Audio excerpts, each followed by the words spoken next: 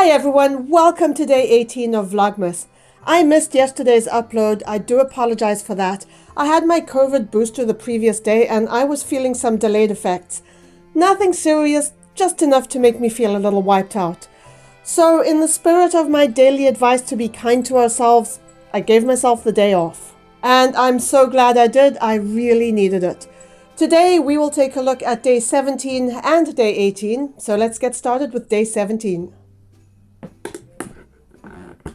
Here is our blurb for day 17. The Anthony Nolan Trust in the UK is the world's first register of bone marrow donors and was founded by Shirley Nolan in 1974. The story begins in 1971 when Shirley's son Anthony was born with a blood disorder which only a bone marrow transplant could cure. Since there wasn't a system to find matching unrelated donors, she decided to start one. Today, the Anthony Nolan Trust helps more than 1,000 people every year. I wonder what the outcome was for her son. I hope everything worked out for him. I should look that up.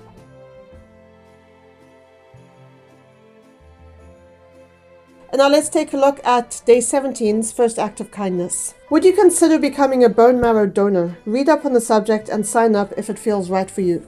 I am a blood donor. I'll be doing my next donation on New Year's Day. And I'm a registered organ donor. I have never thought about bone marrow. I know that for a certain kind of blood donation, I believe it's blood plasma, I'm already too old for that, so I don't know what the rules are with regard to bone marrow. Certainly worth looking into.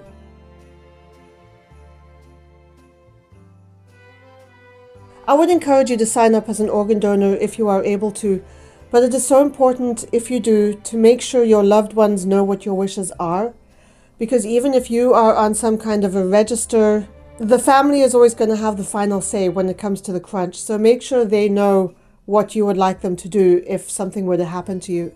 The second act of kindness. Donate clothes you no longer use to charity. We do this very regularly and it's so convenient. Every now and then we get phone calls from organizations like the Diabetes Society looking for donations of clothing. And all we have to do is put the clothing into a bag, mark the bag as per the instructions that are given to us, and leave them at the end of our driveway. And they send a truck around to pick it up. And now, let's take a look at day 18. And here is our blurb for today. Since 2001, homeless residents of Manchester, Connecticut have been treated to a warm Christmas Day meal thanks to the Make a Christmas Foundation founded by Raju Gomez. It all started as a Get Involved in the Community high school project that fed about 25 people the first year. However, Raju didn't stop there, and today at least 14 different shelters can provide a Christmas Day meal for the homeless. We have something similar here in Toronto. It was started by Ed Mervish, who is a Toronto legend. He and his family have been synonymous with the Toronto Theatre District for a long, long time. Ed was a true philanthropist, and every year he would give free turkeys to anyone who couldn't afford to buy them for themselves. Ed passed away some years ago, but his family have continued that tradition. Let's take a look at today's first act of kindness. Donate time or money to a charity organization of your choice. Now, as a general rule, I prefer to donate my time. I like to roll up my sleeves and get involved with what's happening. That way you just learn so much more about the organization and what they're doing. My husband and I actually used to run a youth recording studio called Light of Day. And the idea behind the studio was that any young aspiring musicians could record a song free of charge in our recording studio, and all they had to do in exchange was a few hours of community service of their choice. It had to be something they were really passionate about. Our whole goal in all of this was to encourage kids to get into creative pursuits and direct their energy into positive things instead of joining gangs and engaging in gun violence and all of that kind of thing. Now, because Toronto does have a problem with youth and gangs, and we need to give these kids an alternative. We cannot just tell people to not join a gang. We've got to actually give them something to do instead that is more creative, more productive, more positive.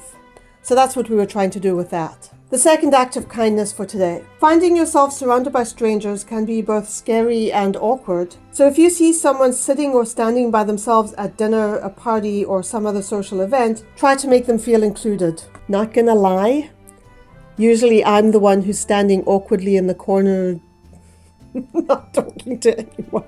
I would have a hard time actually doing this task, but as someone who is more likely to be on the receiving end, I think it's fantastic. I would encourage this. And that's it for day 17 and 18. We have a week to go before Christmas, and I don't really know what our plans are. We don't currently have an oven that works, so our ability to cook Christmas dinner is somewhat limited. But we'll make it work. We'll have a great day. As always, remember to be kind to yourself. Take 10 minutes to watch cat videos. Who doesn't love a good cat video? It is the best antidote to a bad day.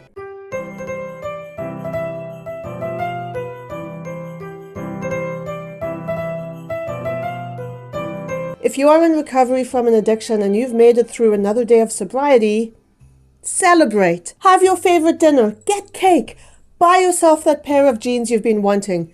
You've worked hard for your sobriety. Take the time to appreciate how amazing you are. I'll see you all tomorrow. Stay safe and healthy, everyone. And remember that all bad things do come to an end, including pandemics. Live your best life and be kind. Bye.